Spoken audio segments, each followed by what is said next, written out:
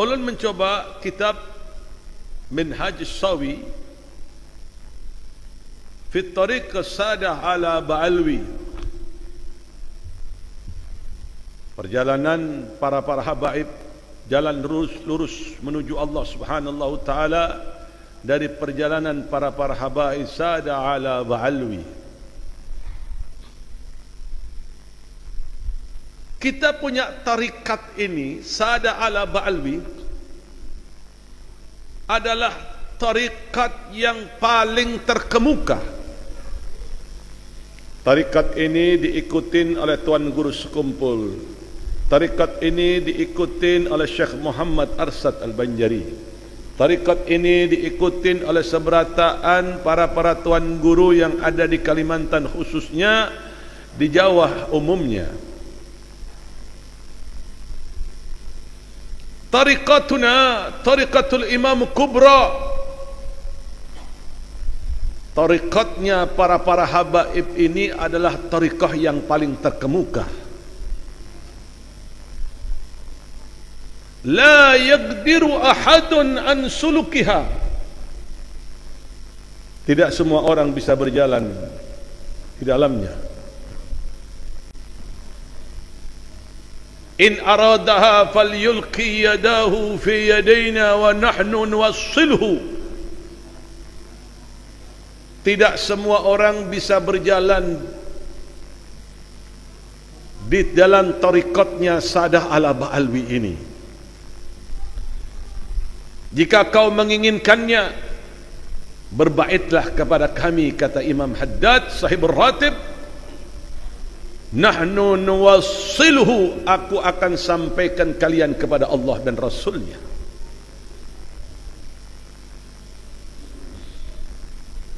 Tariqahnya Sadah ala Ba'alwi ini, madhabnya la yahtaju min haythul ijmal ila tafsil.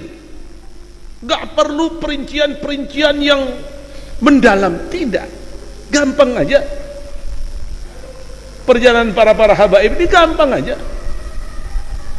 Innama huwal kitab was sunnah, mengikuti perintah yang ada dalam Al-Quran, sunnah Nabi Muhammad, wal iqtida bisalaf salih fi kulli syai'in, dan mengikuti jejak-jejak para leluhur kaum salihin.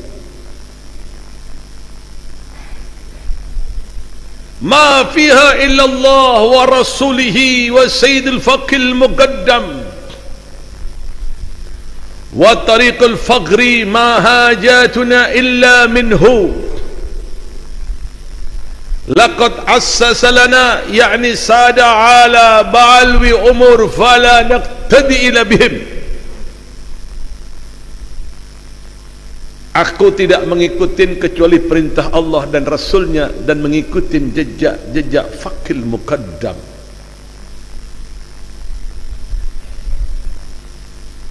Tarikat-tarikat yang lain ini aku tidak membutuhkan, karena para sesepuh, para habaib telah meletakkan pondasi akidah yang benar. Fala naqtadi illa bihim, kami tidak mengikuti kecuali petunjuk dari petunjuk mereka. Dan tarikat ini diikuti oleh sekelompok seberataan para tuan guru yang ada di Indonesia ini, kecuali mereka orang-orang Wahabi, pendengki habaib. Lihat dampaknya. Tarikat ini mendatangkan keberkahan yang begitu besar. Apa yang tidak lihat bagaimanakah karamat yang dimiliki oleh Tuan Guru Sekumpul. Itu berkat mengikuti perjalanan para habaib. Apa yang tidak lihat bagaimana kemuliaan Ki Hasyim Asy'ari, Ki Hamid, Ki Hasan Ginggung, Ki As'ad Sukarajah. Demikian pula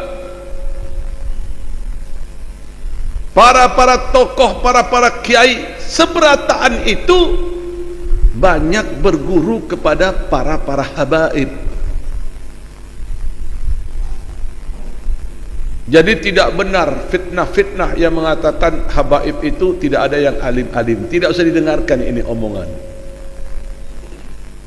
Omongan orang-orang yang sakit hati ini, mereka dibayar untuk berbicara, untuk mengacaukan keadaan Indonesia.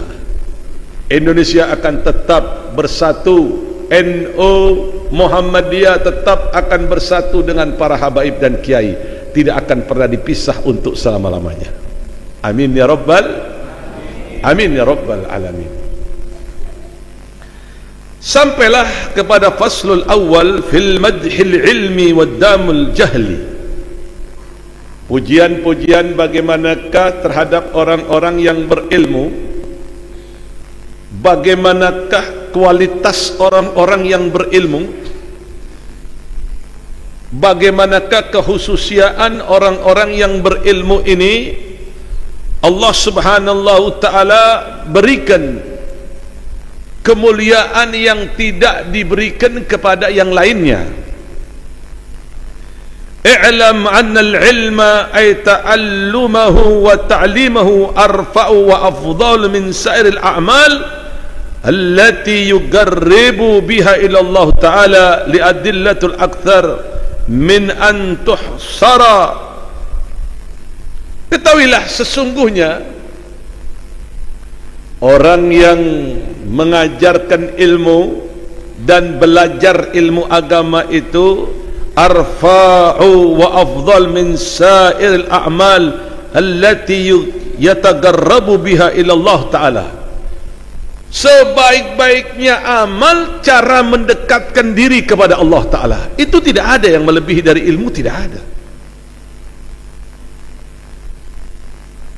Pian mau dekat dengan Allah ta'ala beribadah solat, akan tetapi solatnya tidak dibekali dengan ilmu, maka solatnya tadi itu tidak akan pernah diterima oleh Allah subhanahu ta'ala. Wa kullu man bighairi ilmin ya'malu amalu mardudatun la tuqbalu. Setiap amalan yang dilakukan tanpa dibekali dengan ilmu, baik itu ibadah solat, baik itu ibadah haji, baik itu ibadah zakat, baik itu ibadah puasa Ramadan, kalau tidak dibekali ilmu di dalamnya, mardudatun la tuqbalu, tidak diterima oleh Allah Ta'ala.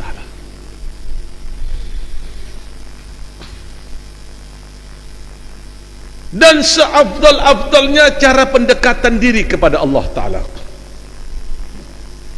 Misal nih, ada orang dilanggar apa namanya, Ar-Rabi'ah. Di situ penghuni perumahan pesona modern ini ibadah, ada yang sholat di situ 1000 rakaat. 1000 rakaat itu membutuhkan 10 jam. Di sini pian hadir cuman 1 jam. Hadirnya pian di majlis ini cuman 1 jam, afdalu min salat 1000 rakaah, lebih baik dibanding pian solat 1000 rakaat, itu lebih baik. Dan ingat, dampak dari ilmu itu menyebabkan orang menjadi mulia. Yang hina menjadi mulia, yang mulia lebih mulia.